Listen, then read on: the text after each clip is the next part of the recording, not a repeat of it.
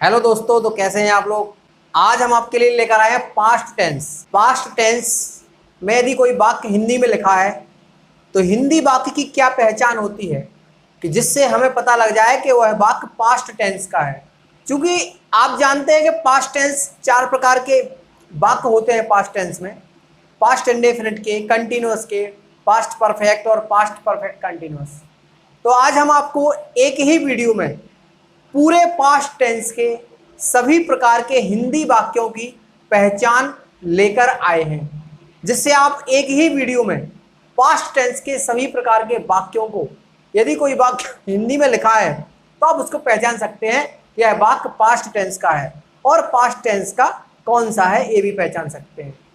तो यदि कोई वाक्य हिंदी में है और वो पास्ट टेंस का है तो हिंदी वाक्य के अंत में था, थी, थे क्या होना चाहिए? था, थी, थे में से कोई एक ध्वनि पास्ट टेंस के वाक्यों में होती है। तो हमारी जो मुख्य पहचान है पास्ट टेंस के वाक्यों की, वो पहचान है कि हिंदी वाक्य के अंत में यदि था, थी, थे इनमें से कोई एक ध्वनि मिल जाती है तो वह हमारा हिंदी का वाक्य पास्ट टेंस का होता है। ठीक है। अब पास्ट टेंस 4 प्रकार के हैं। तो पास्ट टेंस का जो पहला टाइप होता है वो होता है पास्ट इंडेफिनिट टेंस। तो हम देखते हैं पास्ट इंडेफिनिट टेंस के वाक्यों की क्या पहचान होती है यदि कोई वाक्य हिंदी में लिखा है। तो यहाँ पे हमने लिखा है कि यदि कोई वाक्य हिंदी का है तो उसके अंत में ता था या ती थी या ते थे, इन 3 ध्वनि में से कोई एक ध्वनि होगी। और यदि ये ध्वनि नहीं है तो इनके अलावा दूसरी पहचान पास्ट इंडेफिनिट के वाक्यों की होती है, या तो कर्ता के साथ ने शब्द होगा। क्या होगा? कर्ता के साथ ने लिखा होगा, तथा वाक्य के अंत में कोई ध्वनि नहीं हो।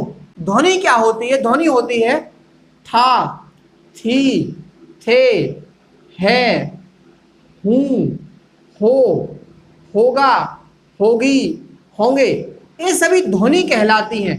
तो पास्ट इंडेफिनिट के वाक्यों की पहचान है कि कर्ता के साथ ने शब्द हो पर वाक्य के अंत में इनमें से कोई भी ध्वनि ना हो, तो वह वाक्य भी पास्ट इंडेफिनिट का होता है। हमने आपके लिए एग्जाम्पल लिखे हुए हैं।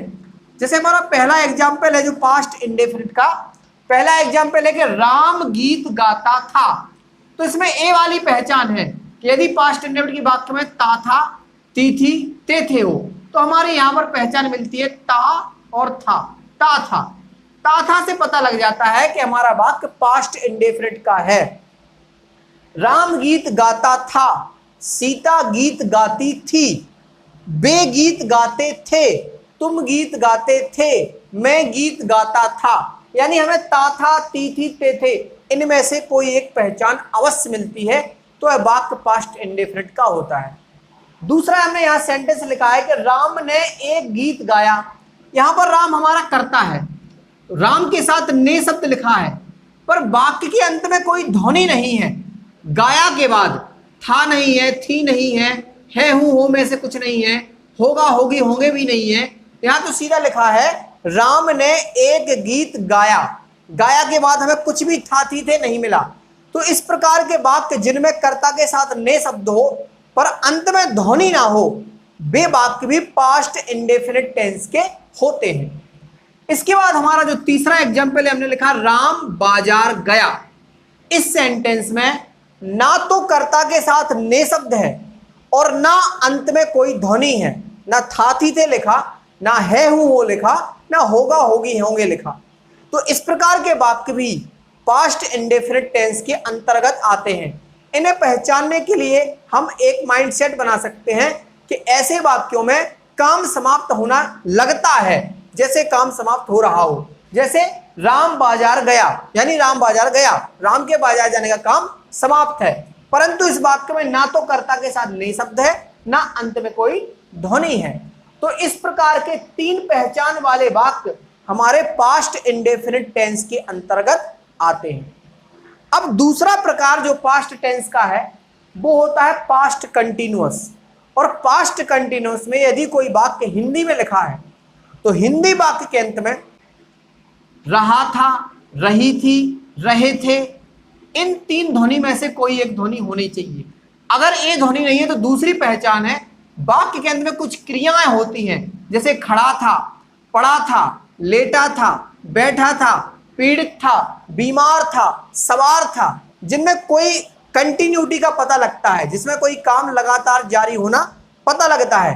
तो कुछ ऐसी क्रियाएं हैं, यदि रहा था, रही थी, रहे थे, हो तो पास्ट कंटिन्यूस का है, और यदि ये नहीं है तो कुछ ऐसी वाली क्रियाएं लिखी हैं जिनसे कंटिन्यूटी का पता लगता है, तो वो वाक्य भी हमारे पास्ट कंटिन्यूस टेंस के होते हैं। जैसे हमने यहां लिखा राम गीत गा रहा था, तो इस वाक्य में वाक्य के अंत में लिखा है रहा था। रहा था से पता लगा ये पास्ट कंटिन्यूस का है। सीता गीत गा रही थी, तो सीता के लिए रही थी। मैं गीत गा रहा था, तुम गीत गा रहे थे, वे गीत गा रहे थे, तो रहा था, रही थी, भी एक पहचान हो गई। दूसरी पहचान है सीता छत पर बैठी थी। यहां पर बैठना क्रिया है, पर बैठी थी, यहां पर बैठी थी कंटिन्यूटी का पता लगता है।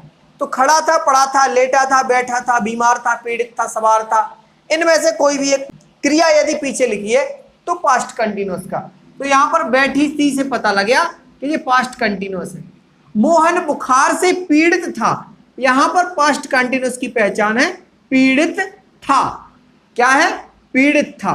तो इस प्रकार की दो पहचानों वाले वाक्य हमारे पास्ट कंटिन्यूस टेंस के अंतर्गत आते हैं। हमारा जो पास्ट टेंस का अगला टाइप है वो है past perfect tense. Past perfect tense के वाक्यों में हिंदी वाक्य के अंत में चुका था, चुकी थी, चुके थे, इन तीन पहचान में से कोई एक पहचान होनी चाहिए, या फिर इसके लिए दूसरी पहचान बनती है कर्ता के साथ ने शब्द हो। क्या होना चाहिए? कर्ता के साथ ने शब्द हो, तथा वाक्य के अंत में था, थी, थे में से कोई एक ध्वनि अवश्य होनी चाहिए, एवं काम समाप्ति की सूचना भी मिल सकती है। यही पहचान हमने पास्ट इंडेफिनिट के लिए लिखी थी कि कर्ता के साथ ने शब्द हो। इसमें बस इतना अंतर है कि वाक्य के अंत में कोई ध्वनि ना हो, और यहां पर लिखा है कर्ता के साथ ने शब्द हो, लेकिन वाक्य के अंत में था, थी, थे में से कोई एक ध्वनि अवश्य हो, तो हमारा वाक्य पास्ट परफेक्ट टेंस का होता है। देखिए यहां पर राम गीत गा चुका था, तो यहां पर चुका था, चुकी थी, चुके थे, इनमें से कोई एक पहचान मिल गई हमें। तो यहां मिला चुका था, तो यहां हमें पता लग जाता है कि यहां चुका था लिखा है, इसलिए हमारा वाक्य पास्ट परफेक्ट टेंस का है। दूसरा वाक्य लिखा है राम ने एक गीत गाया था। देखिए यहां भी यही वाक्य लिखा है, राम ने एक गीत गाया, और यहां लिखा है राम ने एक गीत गाया था।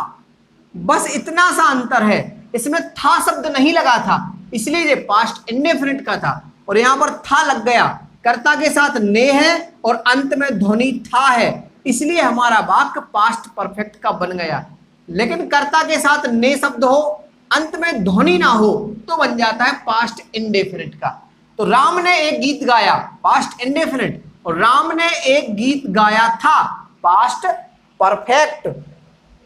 तीसरा जो वाक्य लिखा है उसमें लिखा है राम बाजार गया था। राम बाजार गया था, यहां पर था शब्द है, यही बात हमने पास्ट इंडेफिनिट में भी लिखा, राम बाजार गया। दोनों में काम समाप्ति की सूचना मिलती है, लेकिन यहां पर ध्वनि नहीं है, यहां पर था शब्द नहीं लिखा, इसलिए राम बाजार गया पास्ट इंडेफिनिट का वाक्य है, और राम बाजार गया था पास्ट परफेक्ट टेंस का वाक्य है। बजाय इसकी सिर्फ एक है, इसके पीछे ध्वनि लिखी है पास्ट टेंस की, था, थी, थे में से कोई एक होना चाहिए।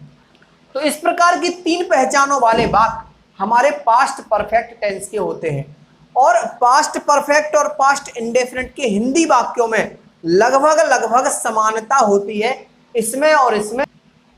चौथा हमारा जो पास्ट टेंस का टाइप है वो है past perfect continuous tense. Past perfect continuous tense की पहचान है कि हिंदी वाक्य के अंत में रहा था, रही थी, रहे थे, इनमें से कोई एक ध्वनि हो, या फिर जो क्रियाएं दी हैं खड़ा था, पड़ा था, लेटा था, बैठा था, बीमार था, पीड़ित था आदि में से कोई एक क्रिया हो, तथा इसमें जो विशेष रूप से समझना है वो है समय के साथ से शब्द होना चाहिए। तो ही वो वाक्य पास्ट परफेक्ट कंटीन्यूअस का होता है। क्योंकि आप पास्ट कंटीन्यूअस की पहचान देखिए और पास्ट परफेक्ट कंटीन्यूअस की पहचान देखिए, दोनों एक जैसी हैं, दोनों सिमिलर हैं, परंतु दोनों में अंतर केवल इतना है कि इसमें समय तो हो सकता है पर समय के साथ से शब्द नहीं होगा, लेकिन इसमें लिखा हुआ है कि समय के साथ से शब्द अवश्य ही होना चाहिए। यहां देखिए, राम 1 घंटे से गीत गा रहा था, यहां पर 1 घंटे समय है और समय के साथ यहां पर से शब्द लगा हुआ है। इस वाक्य में देखो, सीता सुबह से छत पर बैठी थी, यहां सुबह क्या है, सुबह है समय और समय के साथ यहां पर से शब्द लगा हुआ है। मोहन 3 दिनों से बुखार से पीड़ित था, तो यहां पर जो 3 दिन है वो क्या है, 3 दिन है समय और समय के साथ यहां पर से शब्द लिखा है। सेम यही बात हमने पास्ट कंटिन्यूअस में लिखे हैं, राम गीत गा रहा था और यहां लिखा है कि राम 1 घंटे से गीत गा रहा था। इसमें समय दे भी दो लेकिन समय के साथ से शब्द ना हो तो बनता है पास्ट कंटिन्यूअस, लेकिन समय हो और उसके साथ से शब्द जुड़ जाए तो बन जाता है पास्ट परफेक्ट कंटिन्यूअस। इसको हम ऐसे लिख सकते थे, राम कल गीत गा रहा था। इस हमने यहां पे एक सेंटेंस लिखा, राम कल गीत गा रहा था, इसमें समय दे दिया है, समय है कल, लेकिन ये फिर भी है कंटिन्यूअस है।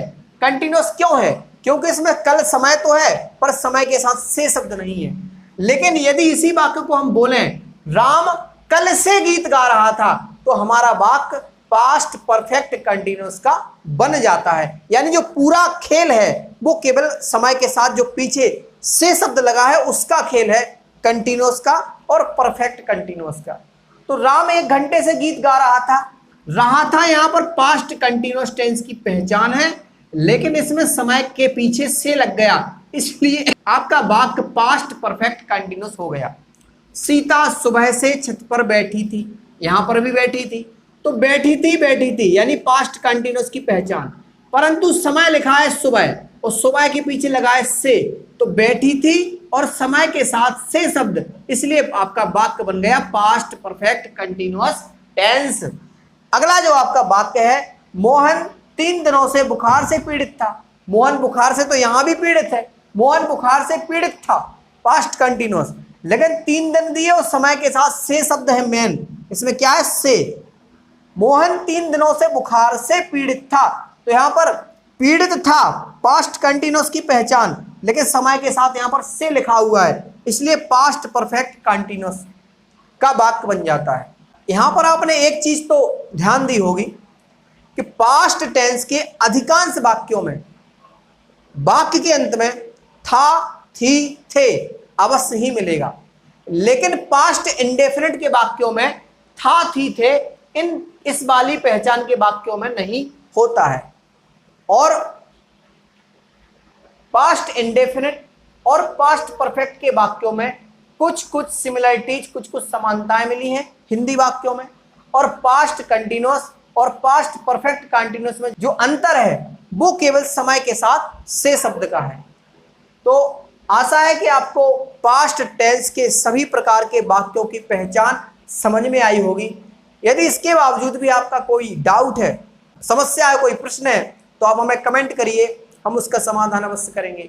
Thanks for watching.